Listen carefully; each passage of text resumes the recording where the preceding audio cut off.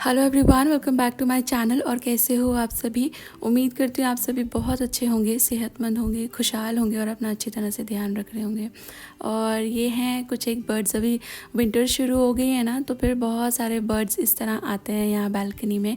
और जो मेरा ये खिड़की है ना, ये बाहर से एकदम मिरर की तरह लगता है, तो ये खुद को देखते रहते हैं। कभी कभी तो बर्ड्स है ना, ऐसे चोंच मारती रहती है खुद को ही। तो अगर आपको नेचर पसंद है, बर्ड्स पसंद है, तो आप इनको देखते हुए कई घंटे बिता सकते हो। मुझे इनका नाम नहीं पता, डेफिनेटली शर्मा जी को तो पता होगा, बट बहुत ही सुंदर से ये बर्ड्स हैं।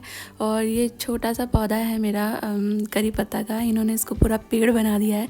इसकी ब्रांचेस पे यहाँ से वहाँ ये टहल रहे हैं और अपने आप में बहुत थेराप्यूटिक है। इनको देखना मुझे तो पर्सनली बहुत पसंद आता है। हो गए रेडी? ऑलमोस्ट कितनी देर लगेगी? और ये कपड़े भी फैले हुए हैं। कुछ एक मिनट खड़ी हो। अच्छा, ये है वो ड्रेसेस जो मैंने इन लोग की मंगाई थी दशहरा के लिए। ये तो बहुत पहले सानवी ने अपने लिए खुद से ख़रीदे थे, पर आज कुछ ने पहने। ये दोनों वैसे भी शेयर करके पहनते हैं। बेटा ये बेड ठीक करना, this is not okay okay. और ये ड्रेस इसको पसंद है ना? और बाय द वे मैंने ये अमेज़ोन से मंगाया था। और खुश शानू तुम खड़ी हो एक सेकेंड के लिए बस। इसका ये ड्रेस भी लाइक इसमें जैकेट नहीं है, इट्स अ वन पीस। और पता है यार, थोड़ी थोड़ी सर्दियाँ आने लगी हैं यहाँ पे। आप जहाँ रहते हो वहाँ क्या सर्दियाँ शुरू हो गई हैं? आप मुझे बताइएगा। हम लोग एक्चुअली थोड़े दिन पहले गए थे मम्मी के पास, तो मम्मी भी कह रही थी कि सुबह शाम अब ठंड फील होता है कि थोड़ी थोड़ी ठंडक आने लगी है। और मेरे हस्बैंड इज़ वन ऑफ दोस्त जिनको सर्दियाँ बहुत पसंद आती हैं। मुझे सर्दियाँ उतनी भी पसंद नहीं, क्योंकि जिसे किचन में काम करना पड़ता है उसे सर्दियाँ उतनी भी अच्छी नहीं लगती।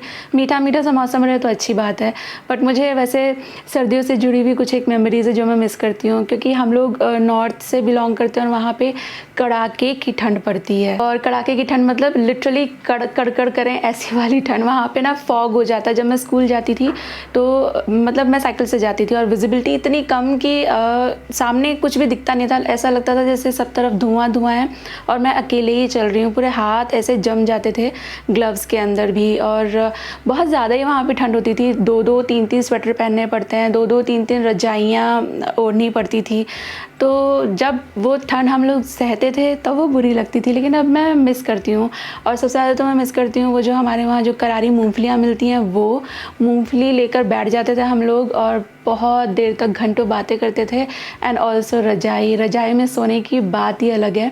यहाँ पर भी ठंड होती है, ऐसा नहीं कहूँगी मैं ठंड नहीं होती। वो जो ड्राइनेस आ जाती है और सुबह शाम की ठंडी, एंड इनफैक्ट एसी पंखे सब बंद हो जाते हैं, उतनी ठंड यहाँ होती है। एक स्वेटर इनफ है, बट वो कड़ाके वाली ठंड नहीं कि रजाई ओढ़ने की ज़रूरत पड़े आपको। तो चाहे सर्दियाँ कम हो या ज़्यादा, स्किन तो ड्राई हो ही जाती है। So I have started using Mamaearth के ये अडल्ट बॉडी लोशंस, और मैं हर विंटर इनको इस्तेमाल करती हूँ। और इनमें से ये उपटन वाला मेरा फेवरेट है। ये बेसिकली 2 वेरिएंट्स हैं। These are Mamaearth adult body lotions. These are vitamin C body lotion that has goodness of vitamin C and honey, and ubtan body lotion that has turmeric जो स्किन को इंस्टेंट ग्लो देती है, and kokum butter that replenishes dry and cracked skin. और इन दोनों में से ubtan body lotion is my favourite because it has goodness of ubtan. अब उपटन तो आप सब जानते ही हैं।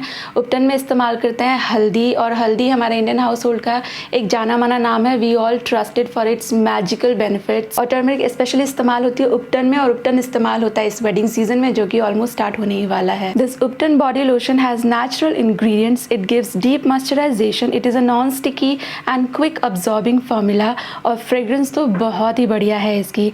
It gives naturally glowing skin and it is suitable for all skin types. और सिर्फ ये बॉडी लोशंस नहीं, मामाअर्थ के सभी प्रोडक्ट्स बने होते हैं नेचुरल इंग्रेडिएंट्स से। ऑल्सो मामाअर्थ के बारे में आप सभी जानते होंगे, Mamaearth is all about goodness ना सिर्फ उनके प्रोडक्ट्स में जाने वाले इंग्रेडिएंट्स के तौर पे, but also about the values that they stand for.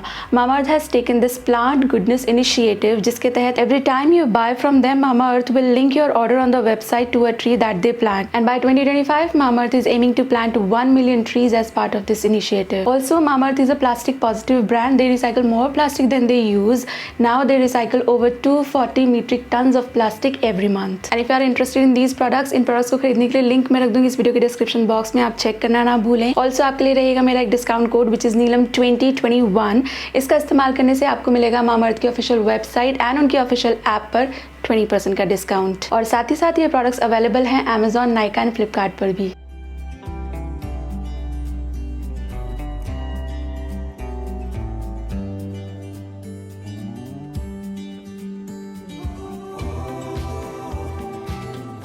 और ये आप देख रहे हो आज शरद पूर्णिमा है ना, तो फुल मून निकला है और अभी शाम से ही मून विजिबल है। वाह, आज के दिन हमारे यहाँ खीर बनती है। मैं घर वापस जाके खीर बनाऊंगी। हम मम्मी पापा के घर पहुँचे तब पापा मम्मी के लिए चाय बना रहे थे। वो बहुत प्यार से मम्मी के लिए जब वो थकी होती हैं तो चाय बनाती हैं। उन्होंने देखा हम आ गए तो उन्होंने फिर चाय बढ़ा दिया और आज हम लोगों ने भी पापा के हाथ की चाय बनाए। और पापा का रेशो एकदम फिक्स है, इतना ही दूध इतना ही पानी, और कोई मसाला डाल रहे हैं तो वो भी बिल्कुल फिक्स्ड है उनके लिए।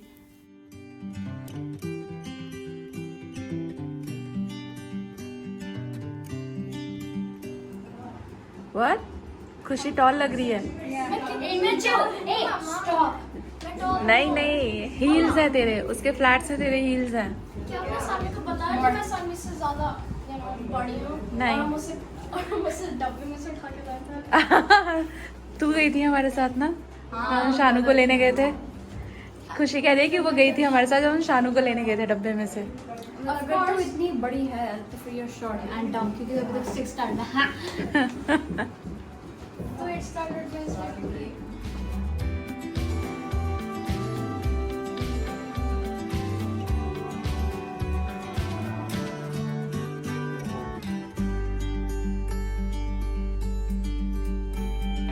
बाय मम्मा, बाय बाय। पता नहीं, bye bye. Oh my god, क्या कर रही है? देख के पता चल रहा है।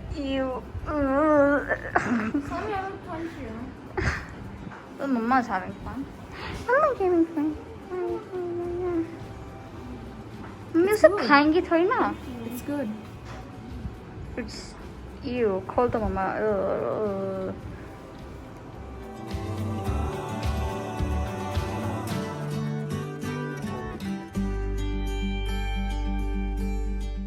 यूँ तो आजकल मंदिर खुल गए हैं बट स्टिल हम लोग थोड़ा सा लेट थे तो ऐसा लग रहा था कहीं मंदिर बंद ना हो गया हो। यूजुअली संध्या आरती के बाद मंदिर बंद हो जाते हैं और हम लोग इस्कॉन टेम्पल आए हैं लगभग 2 साल बाद।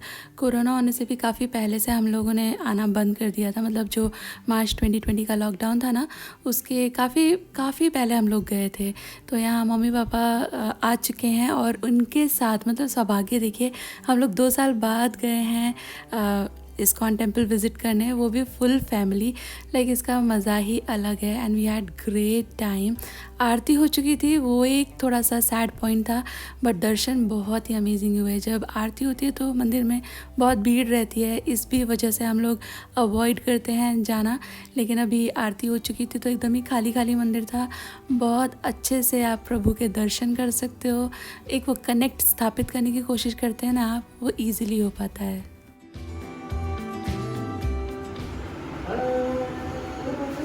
9:30 बज गए, 15-20 मिनट में चल रहे हैं। चाय पिला दो अच्छी सी, पिला दो।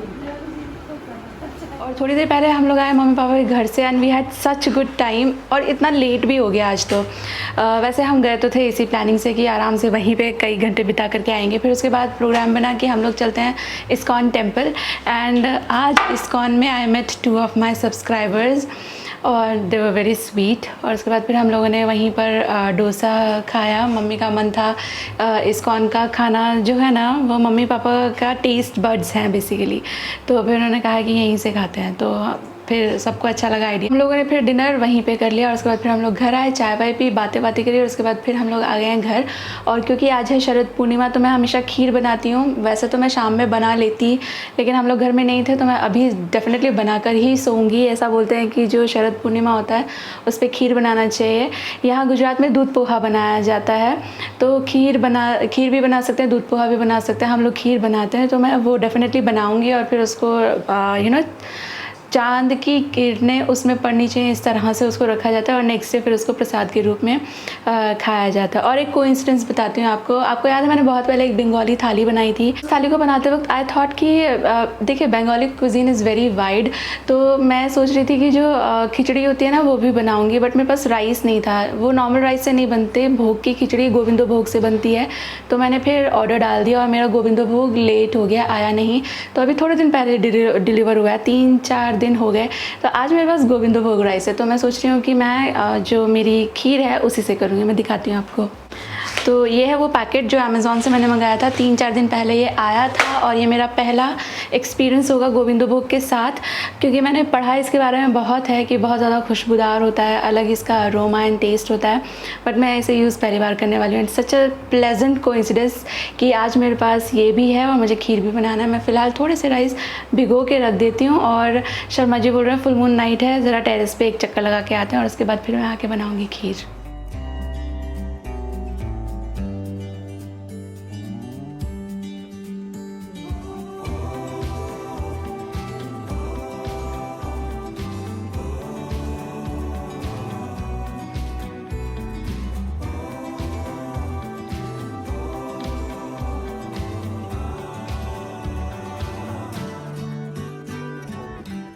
में से वो सभी लोग जिन्होंने नहीं देखा है ये राइस, तो इसकी खुशबू तो डेफिनेटली बहुत अमेजिंग है। पैकेट खोलते ही इतनी अच्छी खुशबू आ रही है।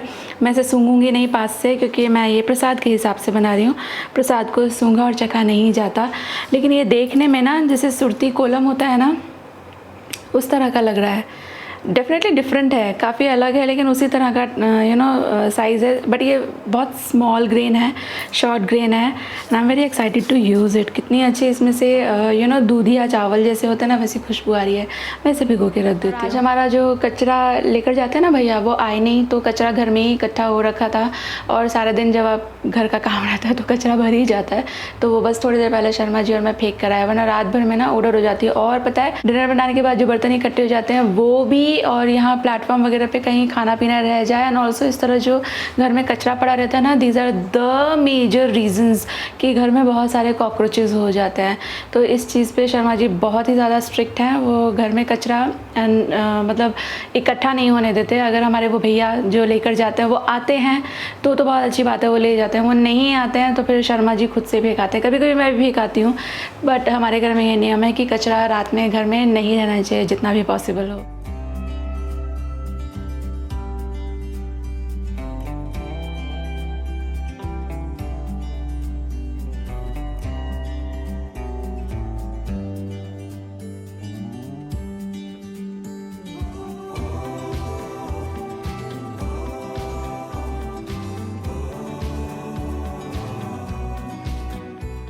मैंने जो चावल सोख किए थे वो तो तैयार हो चुके थे, इसलिए मैंने फटाफट से खीर चढ़ा दी। और इसके बाद ये सभी लोग यहाँ बैठे हुए थे, तीनों के तीनों मूवी देखने का प्लान बना रहे थे। मेरा एज सच कोई प्लान नहीं था मूवी देखने का।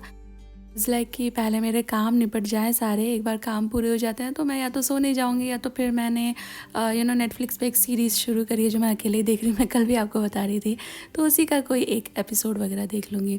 और ये लोग इतनी देर तक कंफ्यूज रहते हैं, ये देखना है वो देखना है, बट देखेंगे डिज़नी का ही समथिंग, या तो सुपर हीरोज़ रिलेटेड समथिंग। तो मैं यहाँ खीर में डालने के लिए थोड़े से बादाम और पिस्ता काट रही हूँ। काजू मेरे पास आज है नहीं।